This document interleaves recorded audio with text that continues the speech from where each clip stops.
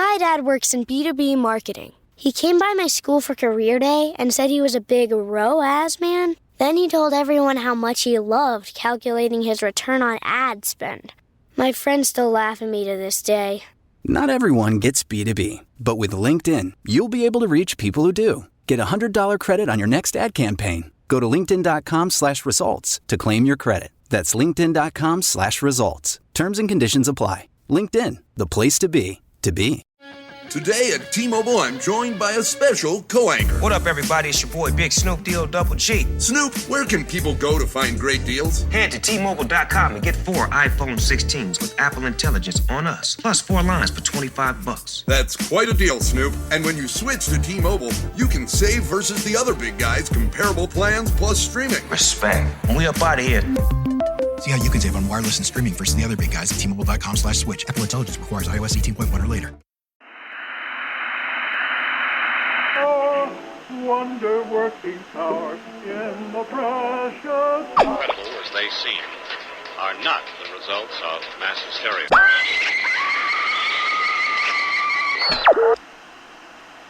You may wish to adjust the dial. You are currently tuned into the wrong station.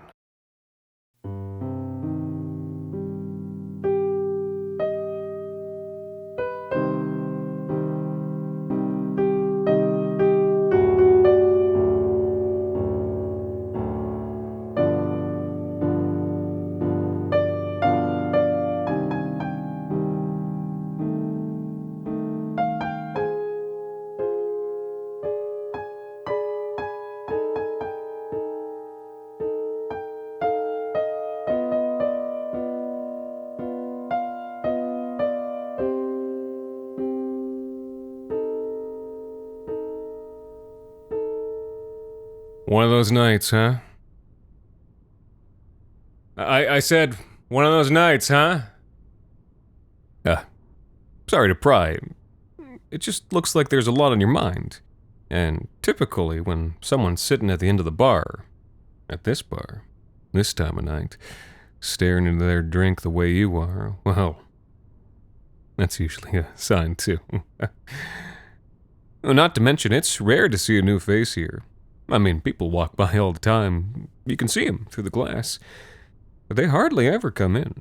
Though, to be fair, this doesn't exactly look like a good time place from the outside. But you know what? Forget it. Different topic. What are you drinking? But wait, don't answer that. Let me guess. Something bad. Real bad. You hate it. Right? I thought so. And you know how? Because every drink at this bar is terrible. And let me just make sure the bartender's not listening. No, I don't see him. Probably knocking one out in the back. But yeah, everything here is shit. Or, well, who knows? Maybe I'd like what you're drinking, and maybe you'd enjoy what that guy over there is having. But somehow, someway, when you order a drink here, you always end up with something you hate. Me, for example. Sour beers. Can't stand them. Which is sad, because I used to like sours. But this one time, years ago, I don't know what happened or why, but I was just sipping on a sour one day, and all of a sudden I thought to myself, this tastes a little bit like vomit. Maybe that particular brew was a little heavier on the lactic acid. But whatever the reason, I thought that. Then all of a sudden my brain makes that connection and it tells me, this is vomit. This is bad. You hate this. And try as I might, I never got over that mental association. And yet, it seems, whenever I'm here at least, that no matter how much I know I'm gonna hate it, I just can't seem to stop myself from ordering sour. Maybe, I don't know, maybe it's some misplaced hope. This time it'll be better. But be careful, my friend. In this place, it's the hope that kills you. Ugh. So, here I sit, sipping on something I hate, wasting the night away. But, like I was saying before, it's nice when there's a new face. Changes things up. Most nights, it's just the usual crowd around here. Look at them. Miserable looking bunch, don't you think? Not that they'll tell you about it. Not really as talkative as me, most of them. But I've learned a few things here and there. You know, we've all been coming here for years, and after a while I can grind them down, get through the armor, pick up a few tidbits, juicy details. Let's take, her, for example. Older lady, booth in the back by the radiator, kinda spaced out look, if you know what I mean. Far as I could tell, she was always a bit of an outcast. Not many friends, didn't get out much. Probably the type who wasn't very popular in school either, though. That part I'm just guessing. No cats either, if that's where your mind might be wondering. In fact, I gather she's not very fond of animals on the whole. So, she doesn't like people. She doesn't like cats or dogs. I asked her then this one time, "What do you like?" And she looks up from whatever it is that she's drinking and hating, and gets this little glint in her eye. Looks back down to the table, down to one of those shitty little fake electric candles they've got everywhere these days. And in a low voice, not really whispering, I think her voice is just quiet naturally, from underuse, she tells me, "I like fire." Spooky, right? She goes on to tell me about how her old man used to take her camping, and her favorite part was always when night would come and they'd get a big campfire a ripping and a roaring. And she especially loved the part, you know, after dinner when they'd take all their garbage and slowly, piece by piece, toss it into the pit and watch it all shrivel up and burn. Watching something ugly become beautiful in the fire. That's the way she phrased it to me. And she kept that love, that appreciation with her for the rest of her life. When other kids or teenagers would be going out to play ball or catch a movie, she'd be poking at a fire, out in her backyard or crouched down in front of the fireplace. And it didn't hamper things one bit when one night she fell asleep to the gentle crackles and flickers and the whole house went up. And what was left of her parents, well, she made sure it was cremated with the utmost respect. They even let her watch through the little quartz pane at the crematorium. You know, for closure. Her reputation wasn't quite as unhampered. Fire girl, they called her, and the young lady that had once been seen as a harmless, odd duck was now a pariah. But none of that bothered her, long as she had a roof over her head and a nice, warm fireplace. Even if she had to reactivate a defunct one, send a little harmless smoke into her neighbors' places, or flush out any wild animals who'd taken up residence. One day, though, something did start to bother her. You see, she moved into a building next to this frat house. You know the type, historic house in the middle of the urban sprawl, probably near a local university. But she moves in next to this frat, and, well, wasn't exactly a match made in heaven. They were loud, they were messy, they were rude. She'd make her way down to the outdoor fire pit this building had, only to find smashed beer bottles everywhere, clearly tossed over the dividing fence the night before. And when she complained, oh boy, did it get even worse. These frat boys, you see, now they knew that they were living next to the fire girl. The local boys, at least. And, well, one day the pranks just got out of hand. What they did is that they somehow found out which unit she was in. Then they took the garden hose from their backyard and waited till prime watching the fire time, and, well, you can imagine. Gave her an awful fright. And her fire that night? Psh, no chance getting that started again. So, she of course responded in the only reasonable way. That same night, she grabbed a can of kerosene, broke into their basement, and... Well, she kind of petered off when she got to that part of the story. Told me it all gets kind of fuzzy after that. Only remembers that things didn't quite go the way they were supposed to. Well, I certainly don't know. But it does remind me of this story I read in the news a few years back. You must have read it too, if you're the news-reading sort. This terrible accident. A house full of students burned down in the middle of the night. And by the time the firefighters could get there, it had already spread to the apartment buildings on either side of it. Old buildings, you know. 61 dead that night. Real tragedy. But, well, must have been some other place. I'm sure they'd have caught her if it was her. I mean, there's no way, right? Anyway, there she sits. Not even she's sure why she always comes back, night after night, sipping on something awful, sitting by the radiator as if she's got this chill she just can't shake. But hey, though unorthodox, hopefully she's lived a life she's proud of, making ugly things beautiful. And that's her story. I suppose I've piqued your interest at this point. I mean, I certainly do have a way of interjecting myself. Oh, it always seems to work out. Where is that bartender?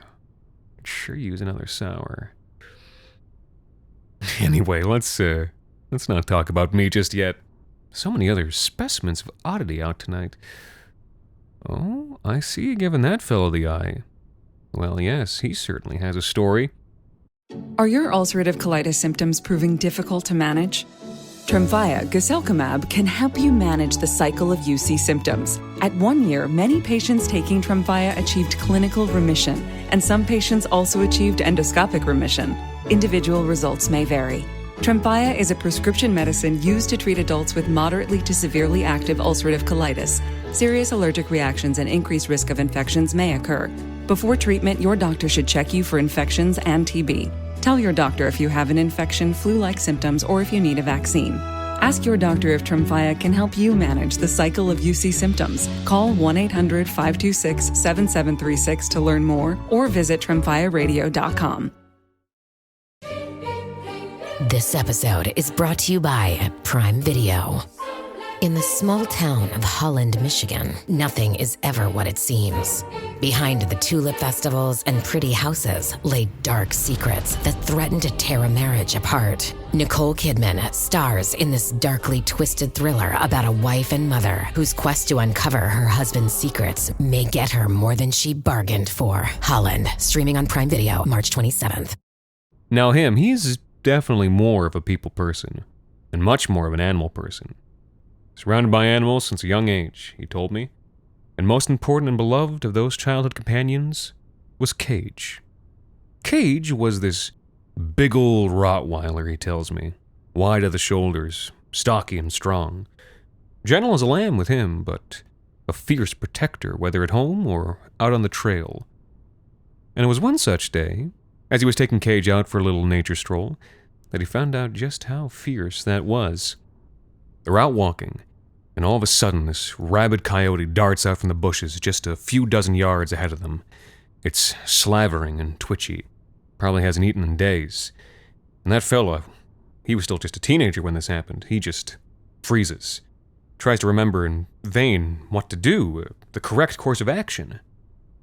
But Cage, before this guy even realizes he's frozen, Cage had run down the path full steam.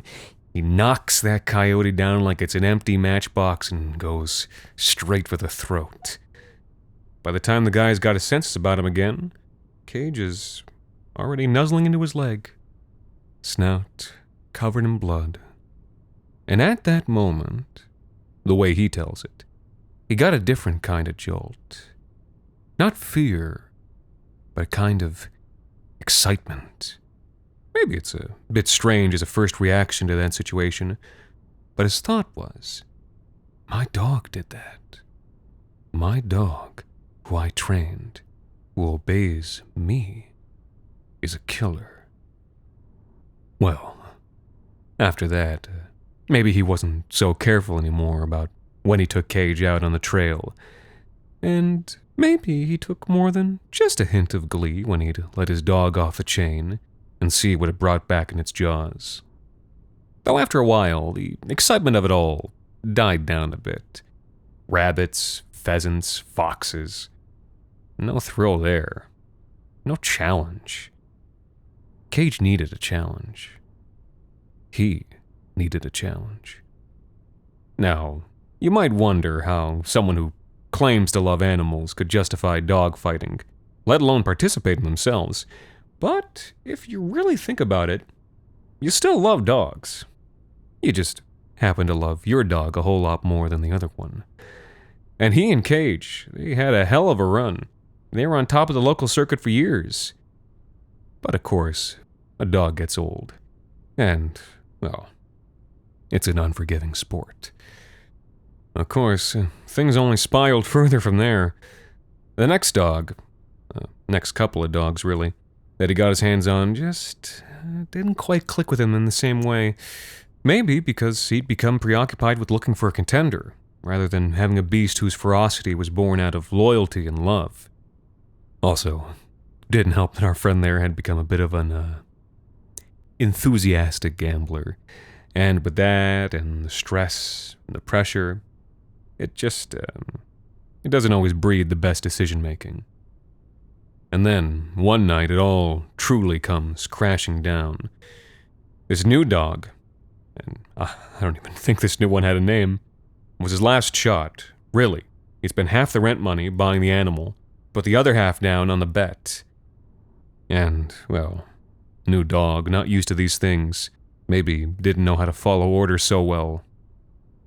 It's a grisly end. But our friend over there, he can't take that. He's practically rabid. He's twitching, slavering. Poor guy probably hasn't eaten in days. He calls the other trainer a cheat, pulls a knife on him. But our friend, he's forgotten where he is. And before he can take one step forward, this big old dog just out the corner of his eye rushes him, bowls him right over, and... well, he petered off at that part of the story. Told me it all gets a little fuzzy. But it all must have worked out, right?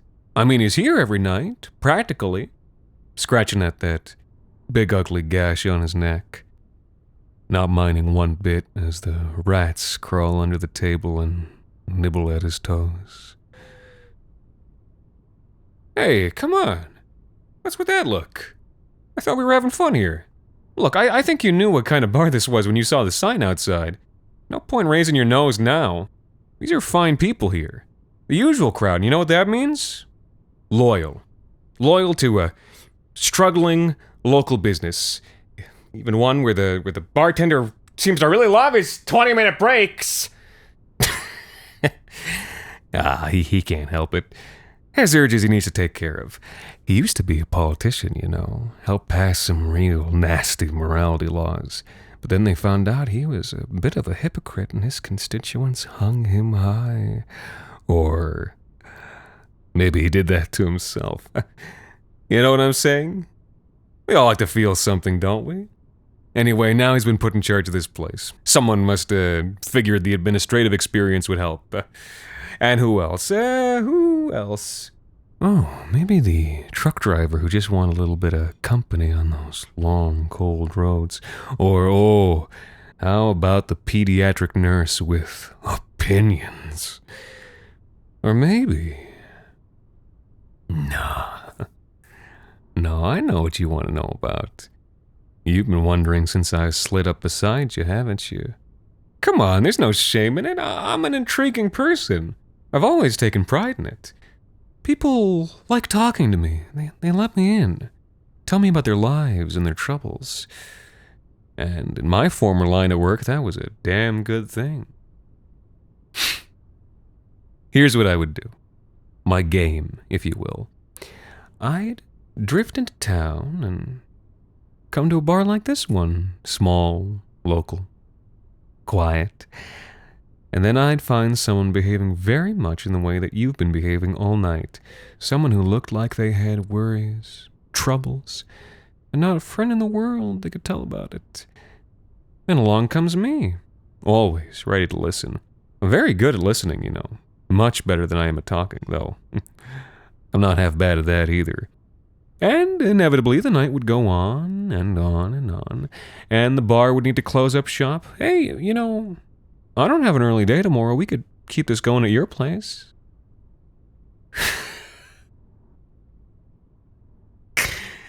And, you know, that's when the real work would start. It takes a lot to get someone to tell you the important things you want to know. PIN codes, passwords, and the like. I mean, it was work for both of us. But at least they always got to go on vacation afterwards.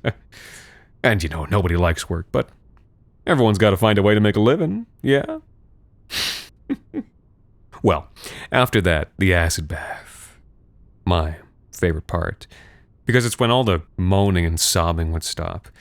I like listening to people, you know? The stories they have to tell. But when they just start crying, I can't fucking stand it. And the old acid in a bathtub trick made it all fade away. Then I'd just coast for a few weeks. Live it up as them. Rack up the bills, put it all on a credit card, see if anything juicy came in the mail. It never did last forever, though. Even the loneliest people in the world have landlords and debt collectors who'll come a-knocking. And that's when it would be time to skip town, move on, and find a new friend. It all seemed to be going so well, you know? I really don't remember what went wrong. Did I take a slip? Maybe my knots weren't as tight that night, and they got a hand loose and yanked me down to the top. I'm really not sure. It's all a little fuzzy. I'm probably not remembering it right. But anyway, I rolled into this town soon after and started coming here. And no, I don't care much for the place. It feels right being here every night. You know, it's nice to be a regular. And you know what's really funny? I used to spend my life taking over other people's lives, becoming them. And now, well, look at me. I've got no face to speak of. It's just a blank canvas, like my features were washed away with acid. Sure as hell can't tell you my name either, if I ever had one, nor anything about my past. No, all I seem to know about myself is what I did to other people. And that I seem to hate sour beers. But enough about me. Me. Even though I bet you were curious. No. I'll be honest. I slid on over here because I wanted to know a bit more about you. It's not every day that we get a new face around here. People walk by. Sometimes they even take a peek through the glass. But they never come in. It's just one of those bars. Nobody comes in unless they belong. Like I've been saying all along, it's really just the usual crowd. So come on, tell me something. I really do love to listen. Hey, come on, don't clam up now. I've shared so much with you. All I'm asking is for just one little tidbit. Just, come on. Let me touch your face. Come on. I gotta know. Just, what's your story? Just let me touch it.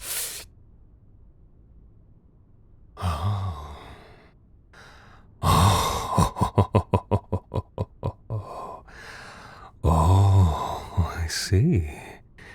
Oh, that's very interesting. And, now I really want to know what you're drinking.